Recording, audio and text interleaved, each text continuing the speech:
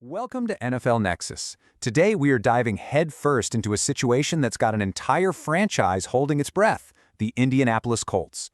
Their whole future is hanging on two huge, connected decisions they have to make this offseason. One's about a young, high draft pick quarterback whose career has been a wild ride of hope and disappointment. The other? It's about a veteran star receiver, really the heart and soul of their offense, who now has a massive price tag attached to his name.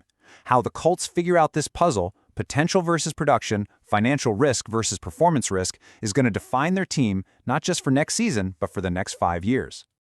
Okay, so here's the game plan for today. First, we're going to set the scene and really get a feel for the pressure that's building up in Indy. Then we'll dig into the two guys at the center of it all, the huge gamble on quarterback Anthony Richardson and the really tough spot they're in with their star receiver Michael Pittman Jr. After that, we'll step into the GM's office and see how all this fits into the team's bigger money strategy. And finally, we'll lay out the massive choice the Colts have to make and what it all means for their future. So let's kick things off with the big picture. The Colts are staring down what you can only call a franchise-defining offseason. I mean, this isn't just about shuffling a few players around. This is a true crossroads. You can almost see the two different roads stretching out in front of them.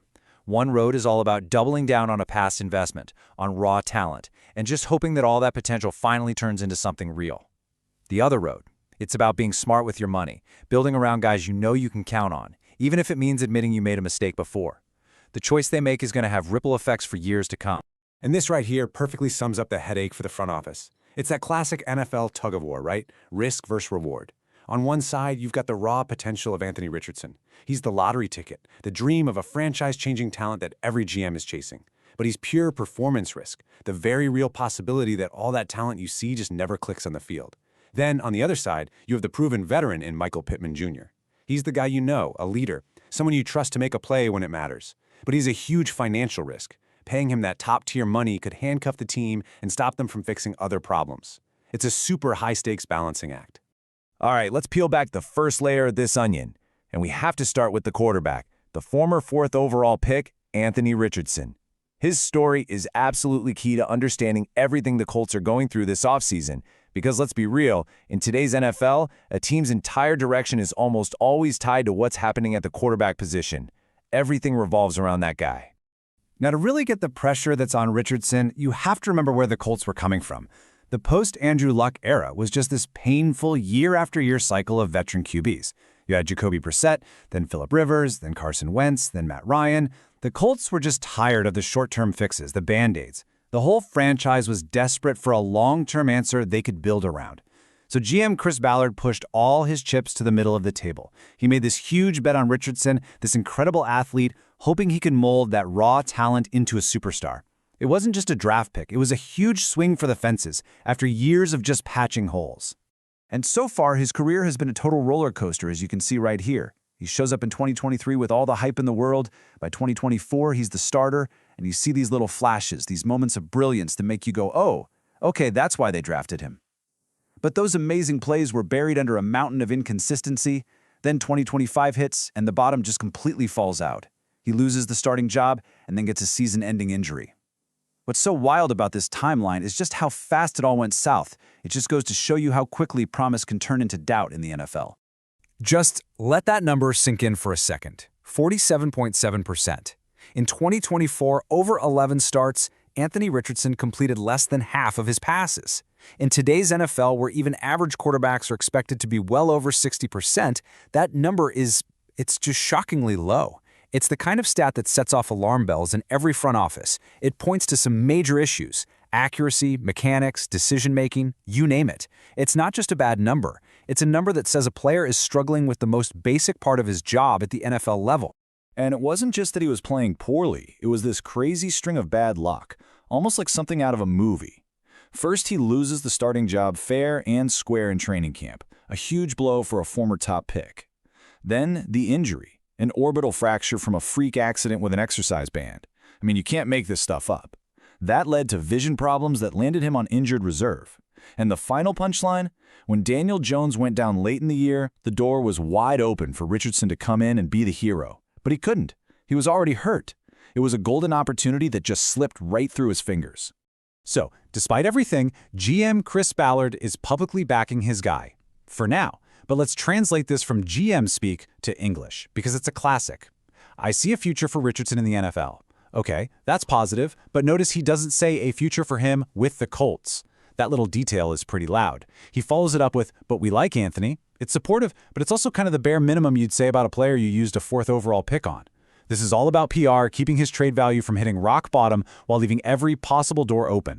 So this is where the rubber meets the road. It all boils down to money and time. Richardson's rookie contract has a deadline. By May 1st, the Colts have to decide on his 5th-year option. That would pay him a projected $23.5 million, fully guaranteed, for the 2027 season. Given everything that's happened, there is just no way they're going to commit that kind of guaranteed cash so far out. So what's going to happen? They'll almost certainly decline it, and that starts a very loud ticking clock. It tells the rest of the league, and Richardson himself, that the team isn't all in anymore. Okay, so we've talked about the young guy, the undeveloped potential. Now let's flip the coin and look at the other side of this whole mess, the veteran cornerstone, wide receiver Michael Pittman Jr. His situation isn't about potential. It's a much more straightforward and maybe even harsher calculation of his production versus his massive price tag. This chart right here tells the whole story. This is the entire problem in a nutshell. Look at that first bar. Pittman is set to count for a whopping $29 million against the salary cap next season. That is a huge number, putting him right up there with the elite receivers. But now, look at that second bar. Because of how his contract is structured, if they release him, they would instantly free up a massive $24 million in cap space. In the NFL, that is a game-changing amount of money. You can sign multiple good players with that. And the dead cap hit is only $5 million, a pretty small price to pay for that kind of flexibility. The numbers are making a very strong case for moving on. And his season was, well, it was a tale of two completely different stories, which makes this decision even tougher. On the one hand, he was a touchdown machine, setting a new career high. And here's the really important part, all 7 of those scores were thrown by their starting QB, Daniel Jones. That shows a real connection, a chemistry that's hard to find. That's the main argument for keeping him. But, on the other hand, his total yardage dropped to a 5-year low. For a guy making $29 million, 784 yards just doesn't cut it. And you absolutely have to remember this part, because stats without context are just numbers. It is incredibly hard for a receiver to get into a rhythm when the quarterback position is a revolving door. The timing, the trust, it all gets thrown out of whack. Pittman had to adjust to 3 different QBs during the season. That is a chaotic situation for any receiver. So the front office has to ask, was this dip in production about him, or was it just a product of the chaos around him? Now this right here, this is why guys in that locker room respect Michael Pittman so much. The guy is just brutally honest. Listen to this. Every player is self-aware. I know I didn't cut it. He's not making excuses. He's not blaming anybody. He's taking it all on himself. Then he says, you know that change can come. He gets it. He understands the cold, hard business of the NFL. His production didn't match his salary, and in this league, that puts your job in jeopardy. It's just a really candid and professional thing to say, and that kind of leadership is valuable. And look who's back. It's GM Chris Ballard with the same playbook. He calls the idea of Pittman leaving a pure hypothetical. He says he thinks the world of Pitt. It's the same supportive talk he used for Richardson. But you have to look past the words and back at the reality of those numbers. In the NFL, saving $24 million is not a hypothetical. It's a very real, very powerful tool for building a team. So while Ballard is putting on a brave face, you better believe that behind closed doors, this hypothetical is being talked about as a very serious option. So now, let's bring these 2 stories together and look at this from the general manager's office. From Chris Ballard's point of view, these aren't 2 separate problems. This is one giant interconnected puzzle where every single piece affects all the others. And believe me, the financial squeeze is on. This table really shows you the tightrope the Colts are walking. They have about $35 million in cap space. Now that sounds like a ton of cash, right? Well, in the NFL, that money can vanish in the blink of an eye. Look at their priorities. Their starting quarterback, Daniel Jones, is a free agent, and he's probably going to command a huge contract that could eat up most, if not all of that $35 million all by itself. Plus, they've got another good receiver, Alec Pierce, who they need to re-sign.